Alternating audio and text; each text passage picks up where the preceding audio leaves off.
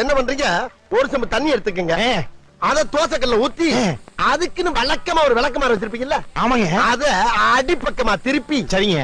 வரட்டுன்னு ஒரு 4 இழுப்பு இழுத்து சரிங்க. நல்லா கழுவி விட்டுருங்க. சரிங்க. ஒரு கிண்ண நிறைய மாவு எடுத்து பெரிய ரவுண்டாவும் இல்லாம சின்ன ரவுண்டாவும் இல்லாம சரிங்க. பொதுவா ஒரு ரவுண்ட ஊத்தி 4-5 வெங்காயத்தை போட்டு அள்ளி பொடி பொடியா நறுக்கி அப்படியே மேலாப்ல பரபர தூவி விட்டு சரிங்க.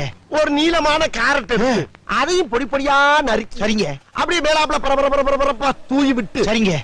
ஒரு 16 கரண்டி நெய் எடுத்து சரிங்க. அதுல 6 கரண்டி நெய்ய உள் சைடு அப்படியே லேசா விளாவி விட்டு சரிங்க. 10 கரண்டி நெய்ய தோசைக்கு வெளி சைடு அப்படியே மேலாப்ல விளாவி விட்டு சரிங்க. இட்லி பொடி இருக்கு பாத்தீங்களா? அத அப்படியே அள்ளி மலை சாரல் மாதிரி அதை மேலாப்ல பரபர அப்படியே பேய விட்டு சரிங்க. பொத்துனாப்ல அப்படி ஒரு பரட்டு இப்படி ஒரு பரட்டு அப்படி பரட்டி விட்டு அப்படியே ரெட்டி கலர்ல முருக விட்டு அழகா மடிச்சு கமன்னு ஒரு ஊத்தப்பத்தை எடுத்துட்டு வாங்க. சரிங்க. அண்ணனுக்கு ஒரு ஊத்த